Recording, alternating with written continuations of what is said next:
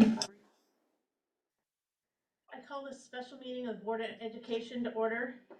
The first thing on the agenda is approval of the agenda. That includes approve the updated 2024-2025 school calendar, the capacity and student to teacher ratios, executive session for personnel, possible action.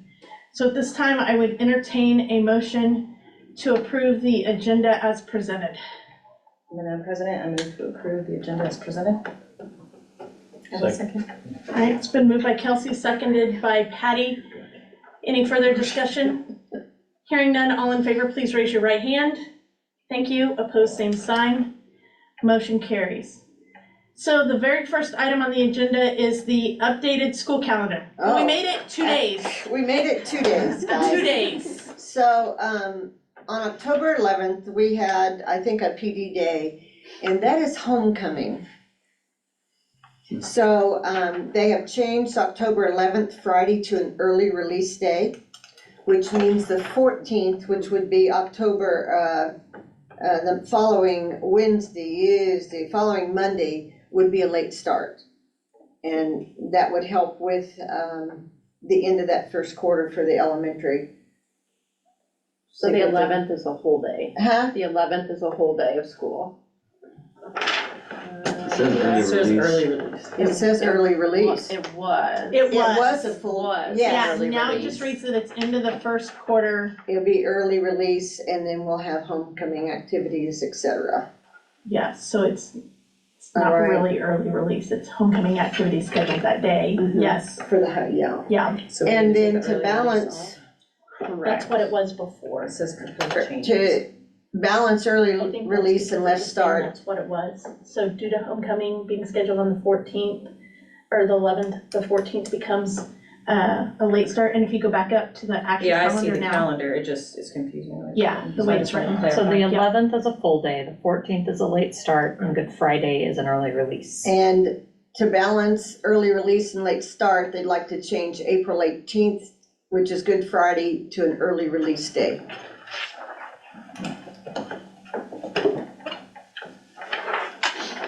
And then the wording on October 18th and the 21st of February has been changed to actually spell out Parent-Teacher Conference Week. That's better, instead of that acronym that Uh-huh. was there.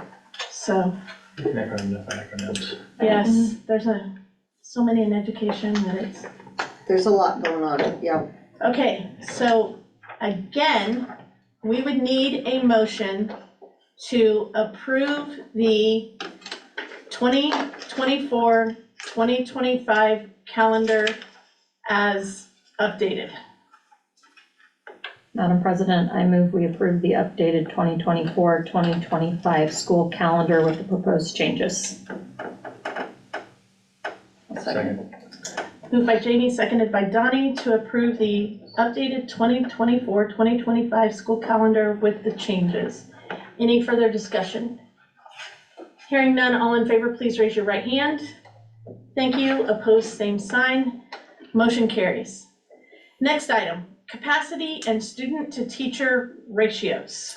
And Angela, you can jump in anytime, okay? So, non-resident enrollment is JBCC, our new policy that we approved way back in October, I think. So what we've done, and thank goodness we have someone on our staff named Tasha Green that can gather all the data and put it into a spreadsheet for us. So the very first one is Council Grove Elementary. And on the left is the current enrollment that we have. And then the student-teacher ratio that we have. What our classroom capacity is, and in the grade school, our capacity for each grade is 18. All right, and also at Council Grove Elementary, some grades have 2 sections and some have 3. So we had to take that data and moved it over to the right side to what type of opening seats we would have. And if we look at, let's look at kindergarten, it's a little easier. We currently are expecting 38 kindergartners next year. That is, expected teacher to student ratio is 1:19. We have 2 sections of kindergarten. The maximum teacher student ratio is 1:18. So are we over a little bit? Yes. Classroom capacity for teacher A and teacher B are both 18.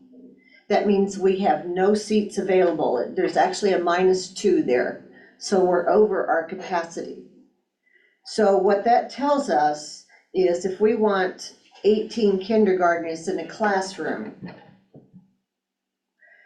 in order to hire a third teacher, we would have to look at 18 times 3.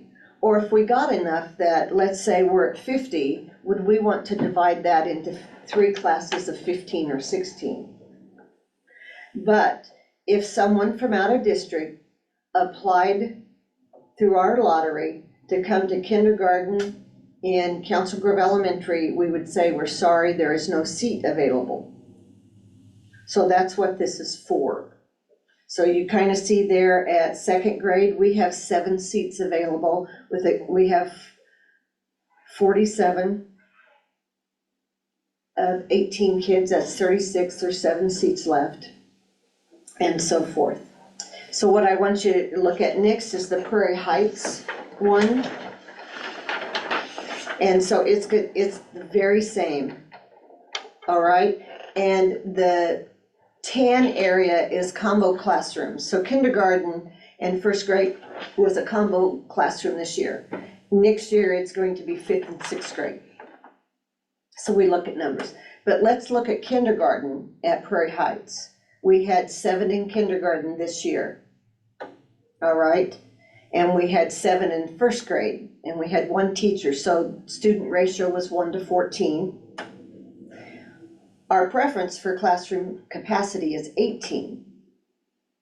Now go over to the right side where it shows our projections for next year. We're looking at having 15 kindergarten students at Prairie Heights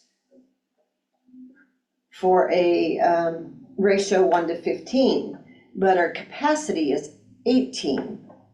So how many seats would we have available at Prairie Heights? Would be 3.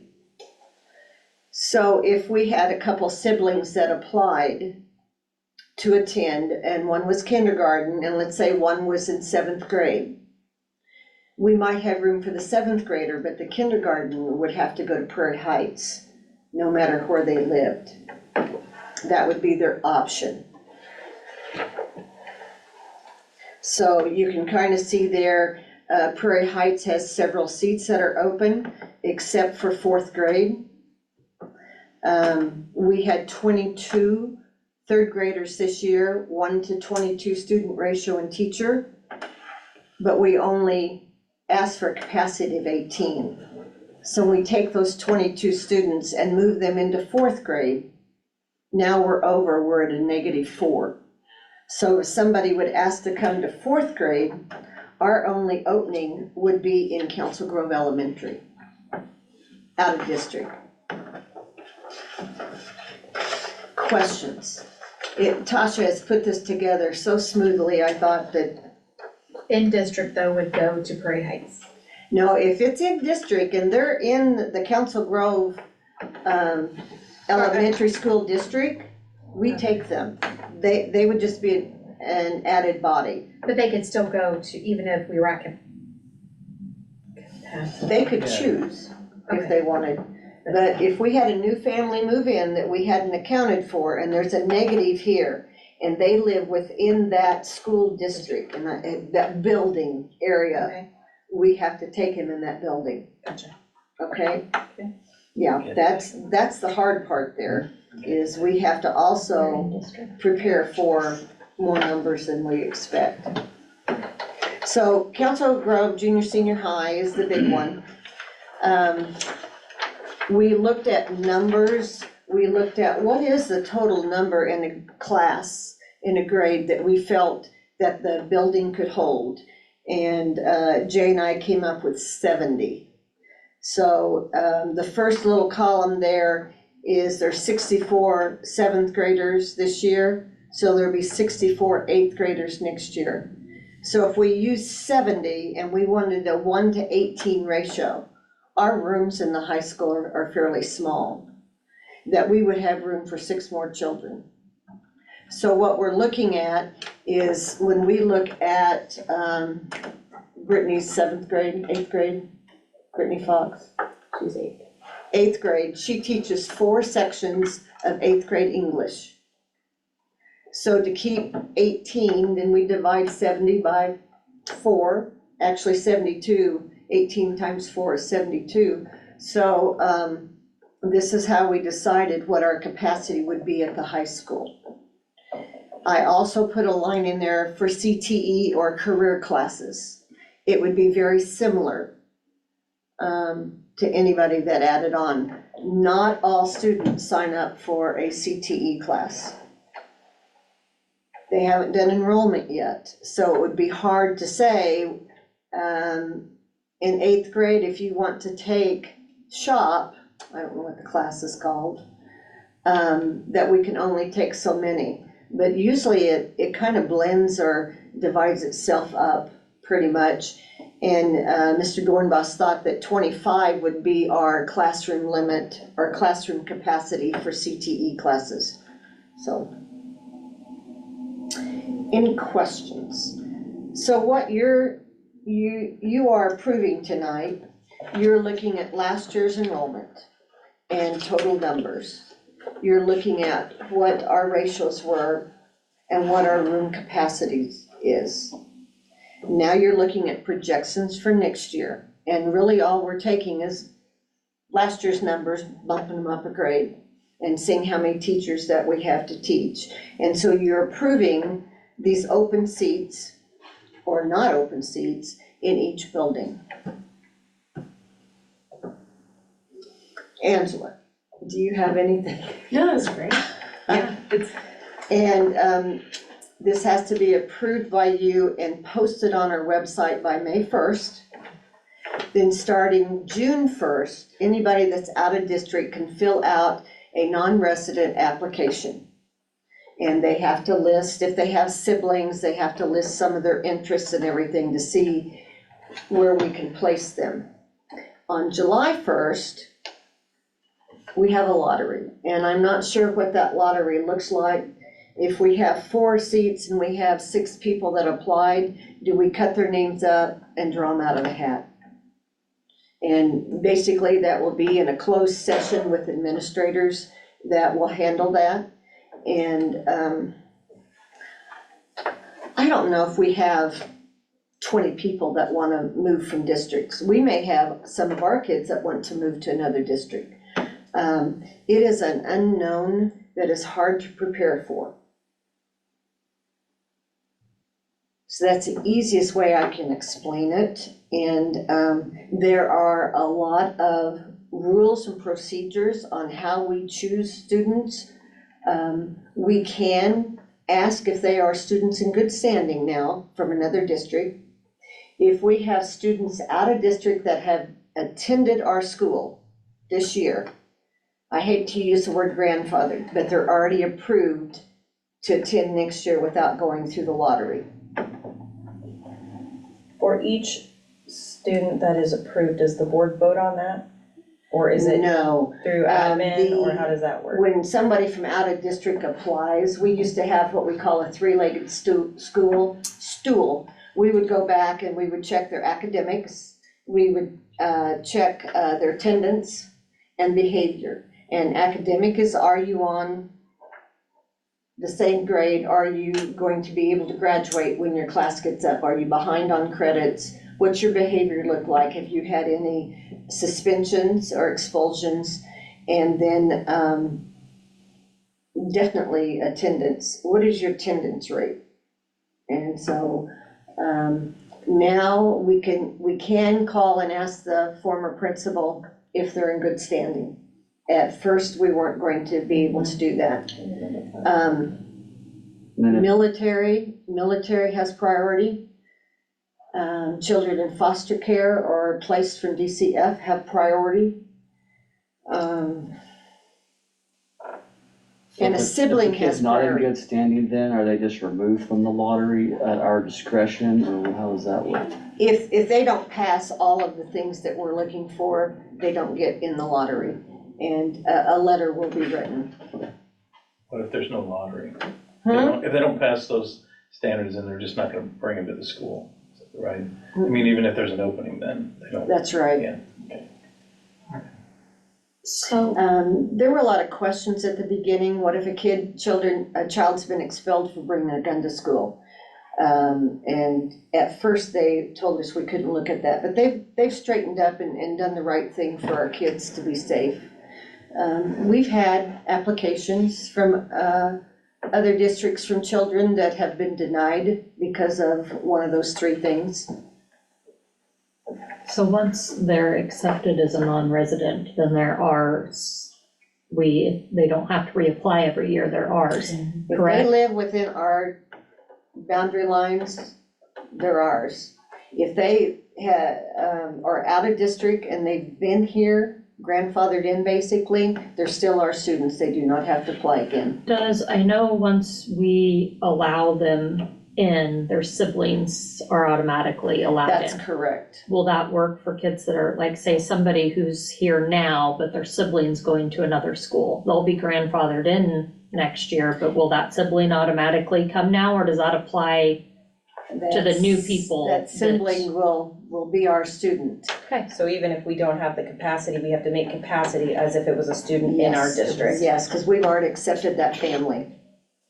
And we cannot not accept a family just based on siblings. We have to do those three pillars, correct? Well, basically. Yeah. Yeah, there's a lot up in the air. Each week I have a Zoom meeting with the state and,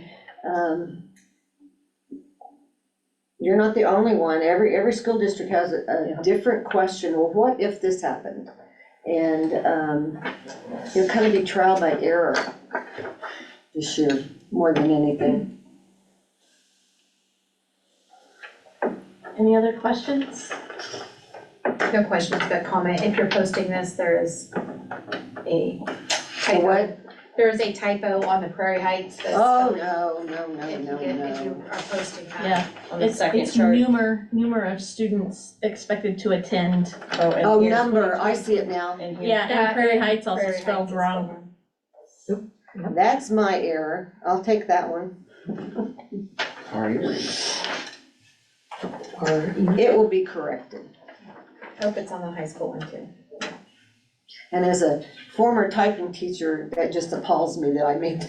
Yeah, on the Oh, yeah, did council, you hear that, Nancy, on the high school one? it's numer also there. The high It's school, missing a B. you know why? Because I copied and Pasted. pasted. Yeah. Okay, All right, so at this time, I would entertain a motion to approve the recommendations concerning capacity and student to teacher ratios by the board. So moved. I'll second. Moved by Jamie, seconded by Donnie, to approve the recommendations concerning capacity and student to teacher ratios to the board. Any further discussion? Hearing none, all in favor, please raise your right hand. Thank you. Opposed, same sign. Thank you. Motion carries.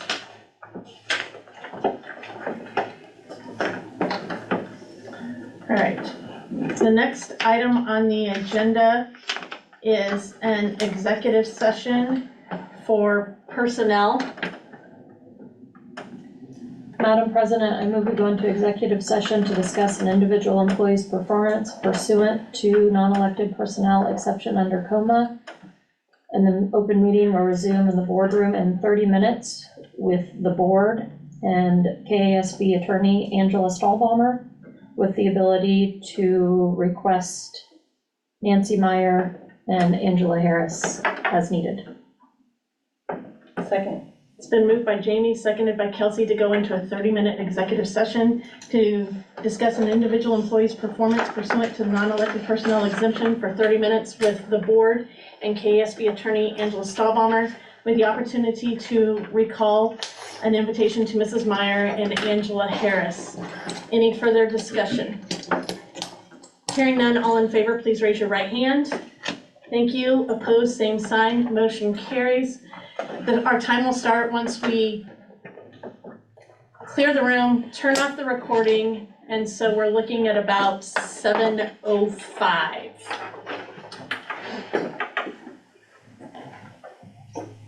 Okay, so Jan's in the waiting room.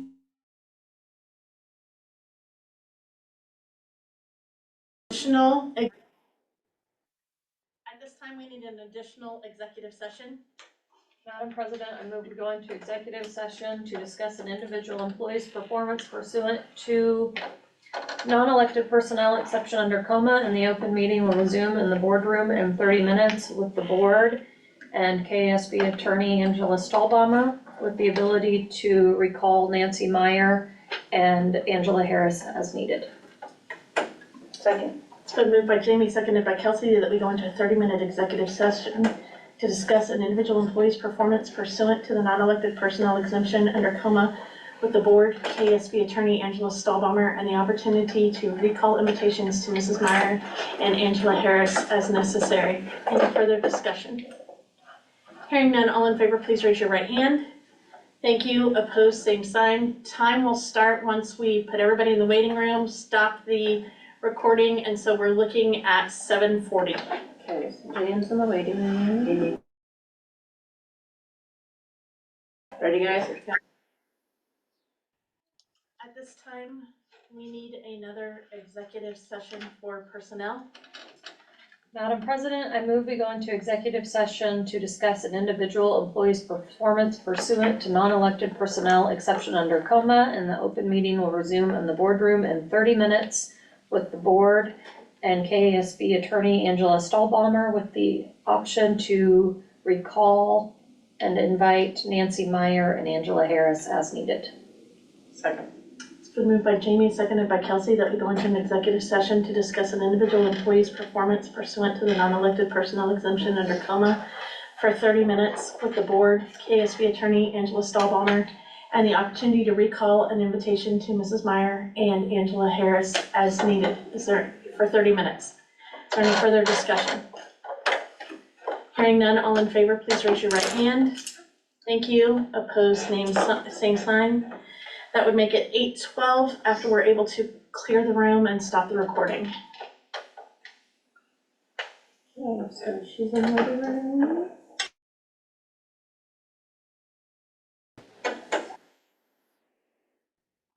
At this time, we need an additional executive session.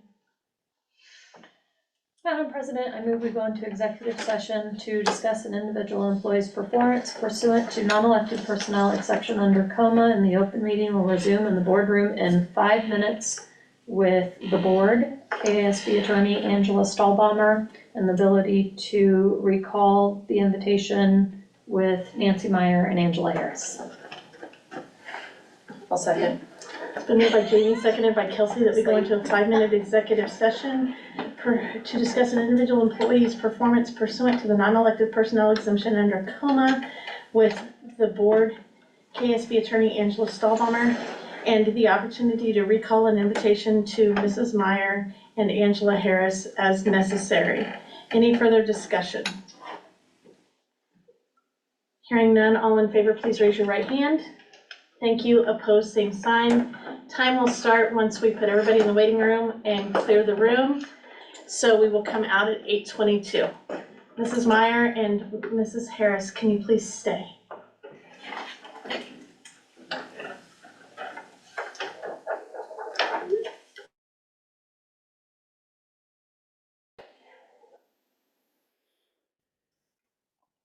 We'd like to thank everyone for their patience. At this time, we do need an additional executive session. Madam President, I move we go into executive session to discuss an individual employee's performance pursuant to non-elected personnel exception under coma, and the open meeting will resume in the boardroom in 15 minutes with the board, KASB attorney Angela Stahlbaumer, and the ability to recall the invitation to Nancy Meyer as needed with, sorry.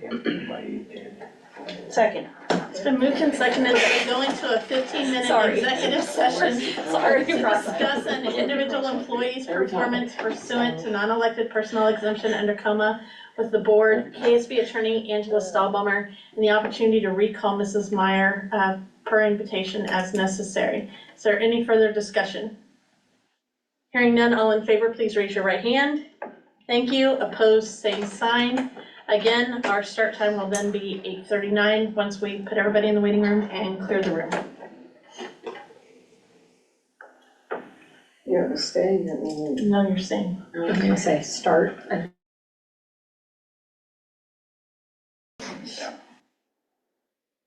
With no further items to discuss, we are adjourned until our next regular Board of Education meeting on May 13th at 6 p.m. Thank you, everyone.